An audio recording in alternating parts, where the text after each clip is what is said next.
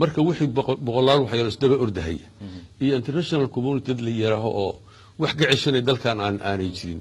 oo waxay rabto iska sameynaya ayaa horta meesha taala marka anagu hadda dawlad inaan nahay soo haysanaa dawlad laakiin ma nihin gumbaana Soomaalidan dadkeena Soomaalida ma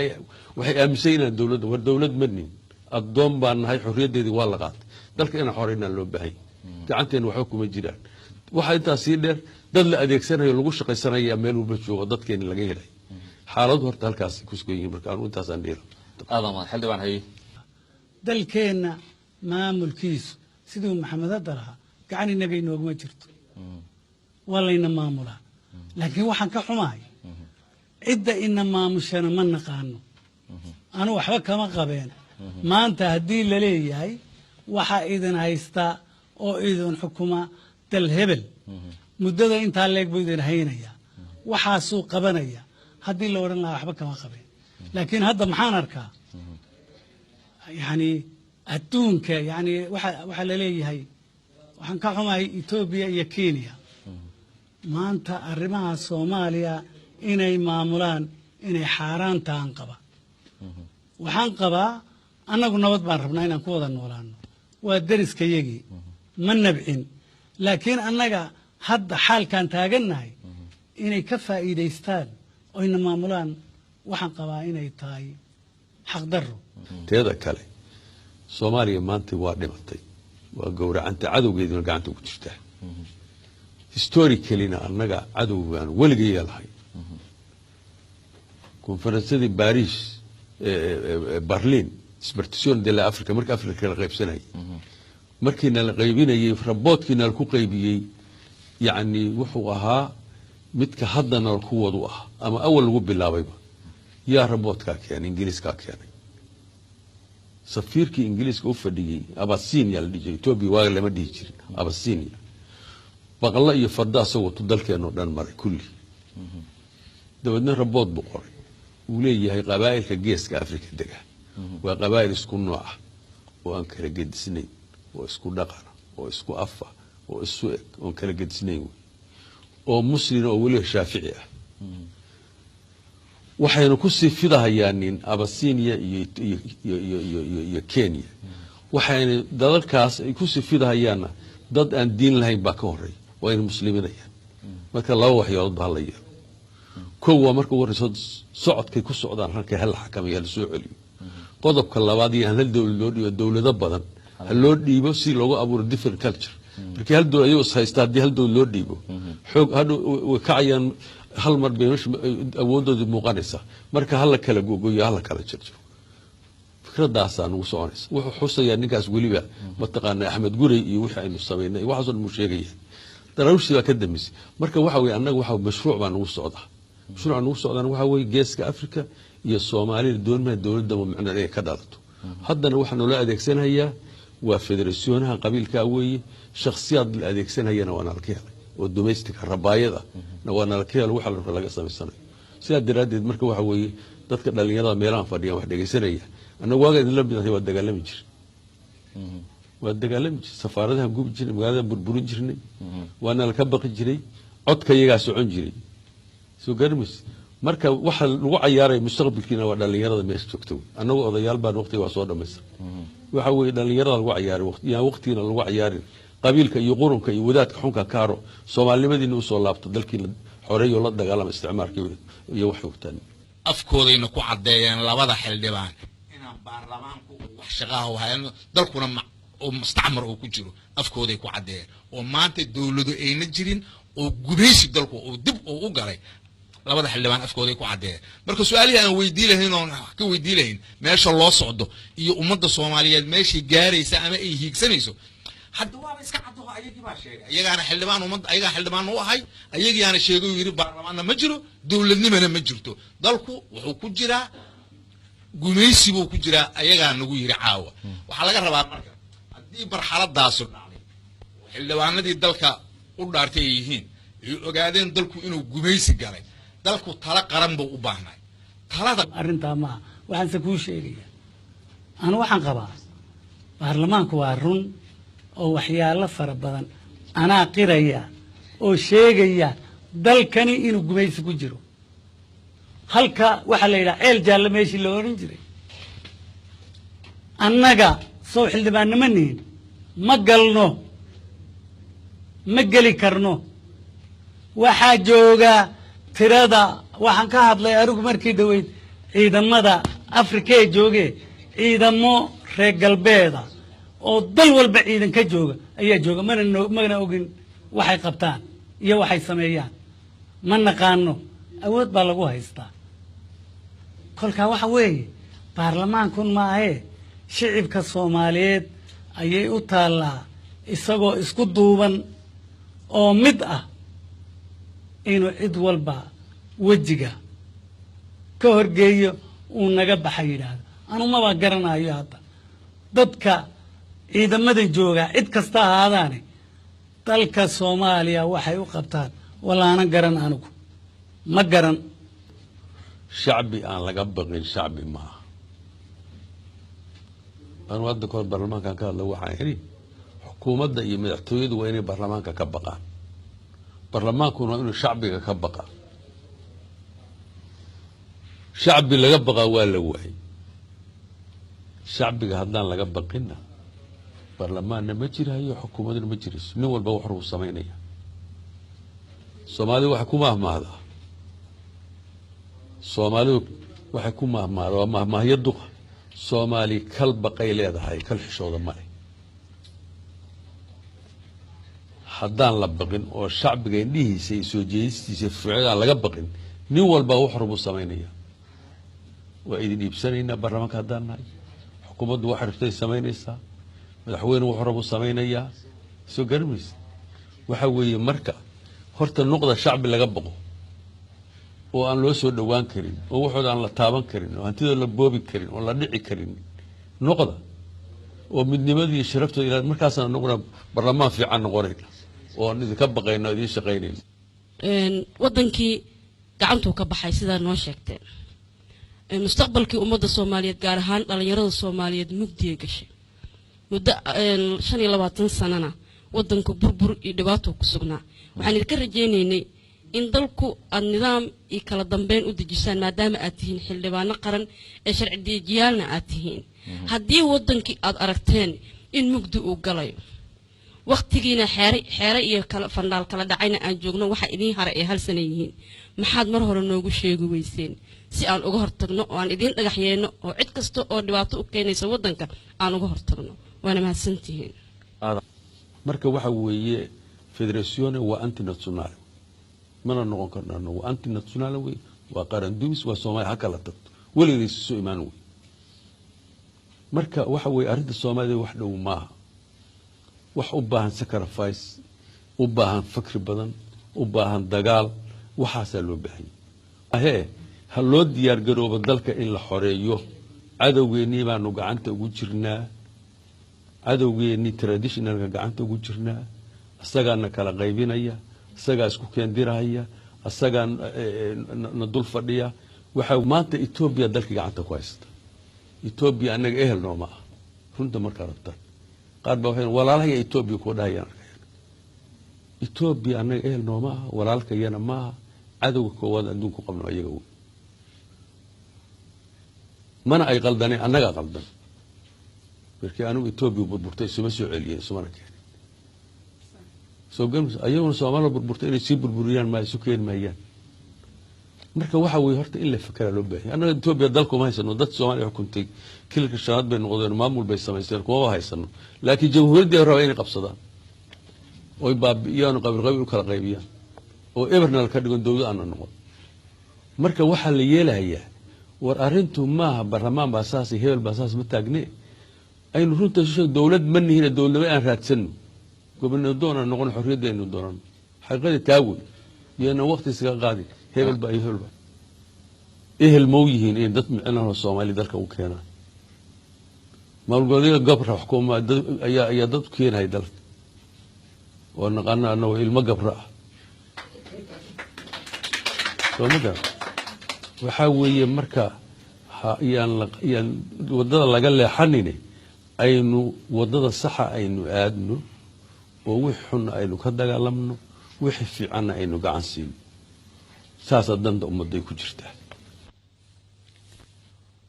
ummaddan kahortag way ka tagtay ka dabatag bay taagan tahay macnaha nin baa yidhi macnaha waalan masaacadan baa laga haysayaa war ninkii madaxweynaha noo ahaa xasan sheekh maxamuud wuxuu shir guddoominayey oo caalamkii boqolaya intaasoo dal madaxweynahoodii ayuu shir guddoomiye ka yahay hadda sharaftii soomaaliyeed inay soo noqotay dowlad noqonnay oon xoog yeelannay ayaan u haysanaye dib u dhacan muxuu yahay war dowlad la-aantaad sheegaysaan maxay tahay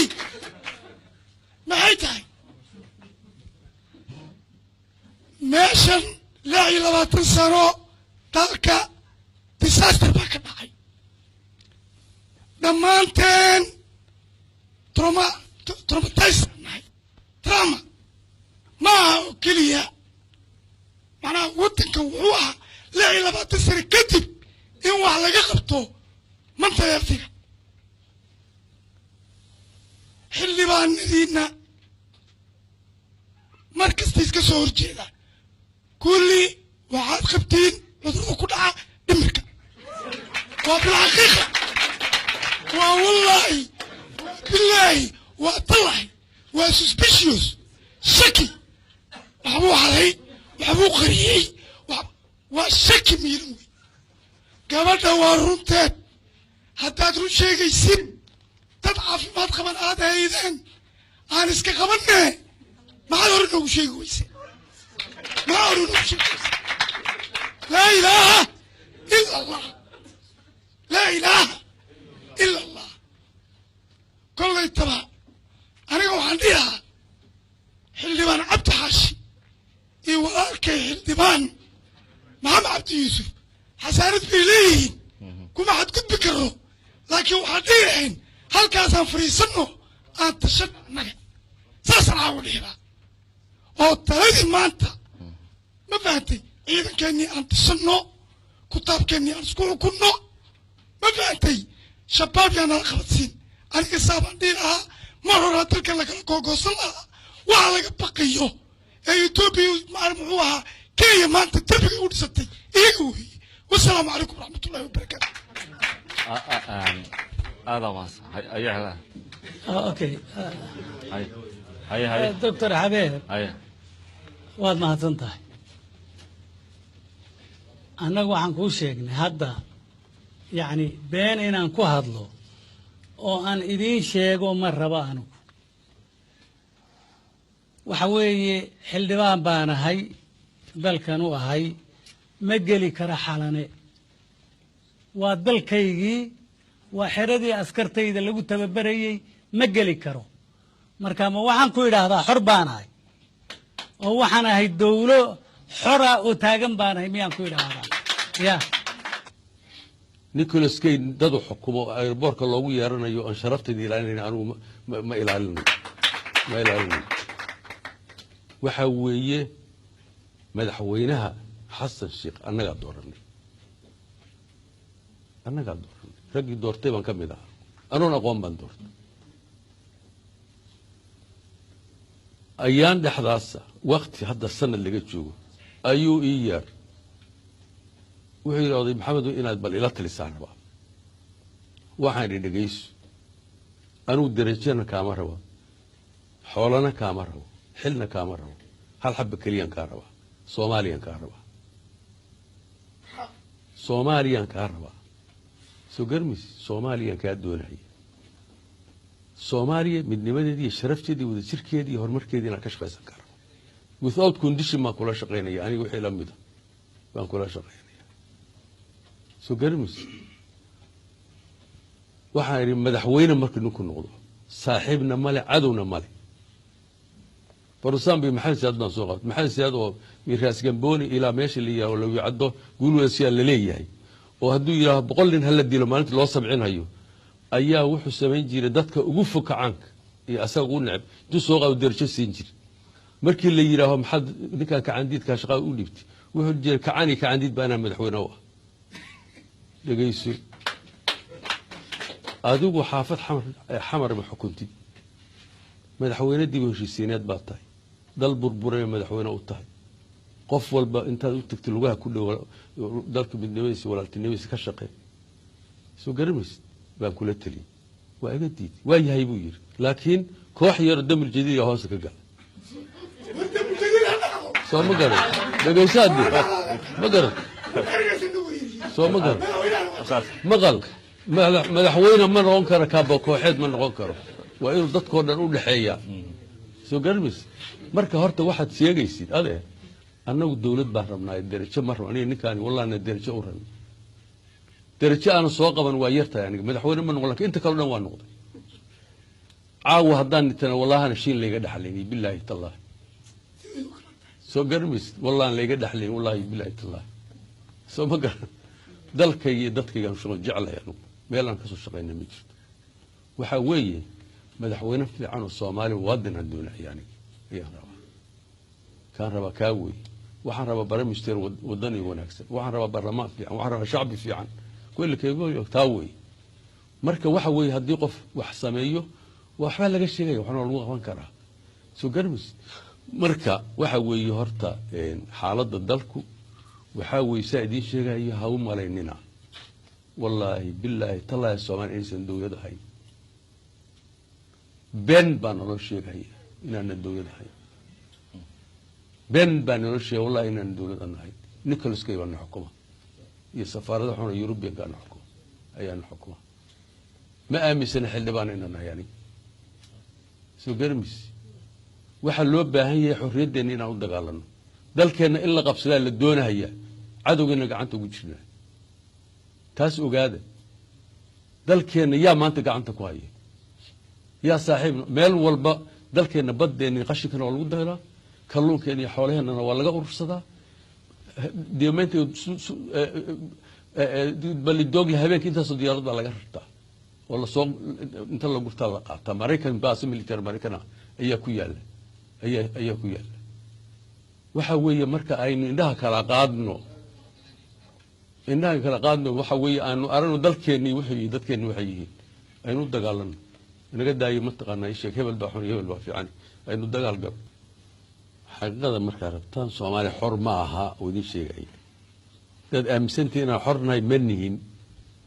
waxaan sheegay xildhibaanna waa sheegad madaxweyne waa sheegad prime minister waa sheegad wasiir waa sheegad laakiin run ma aha waxa weeye dalkeena isticmaar iyo shisheeye iyo cadawgeeni tradition ayuu gacanta ugu jiraa waxaana laga faa'iideysanayaa waxa weeye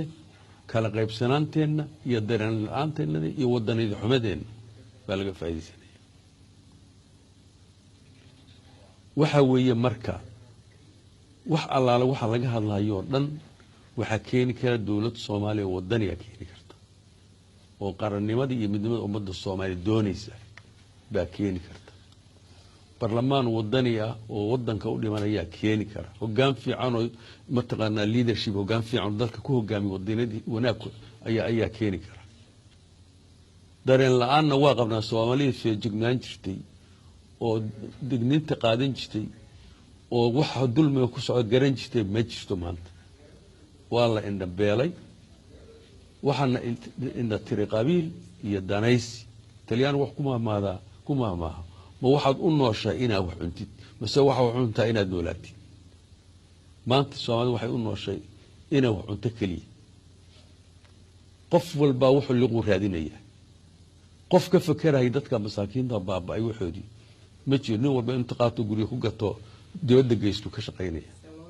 ayo waxa looga baahay adinka dhalinyarada inta dagaal gashaan diraa no way inaad tiraahdo soo istaagtaan suuq waa inaad diidaan no way waa in la yidhaahaa soo garmis oo shacbi laga boqol la noqdaa oo dhalinyarada horseed ka noqotaa soo ma garan laakiin markii nin xuna ka baqabiil idin ka haysto reer hebel raacadaan qabiilno ku raacdaan adiga dhimanay meesh ku dhimanay ku baqtiyay war nin qabiil wax ku tari maayo qaranka wax ku taray midnimadiisa iyo sharaftiisa wax ku taray qaran fiican markaa heshid qof micnaad noqonaysa dalka xuquuqda diyaaranaysa qof jiraad noqonaysa sidaa daraadeed waxa weeye waxa laga hadlayo dhan dawlad fiican oo qarannimo Soomaaliya wada keeni karta baarlamaanku waa xunnahay anagu xukuumaddu waa xun tahay madaxtooyadu waa xun tahay kulli waa xunna danistayaal baana kulli ma faanayno annagu iska kaaya dhiciya handi ka badan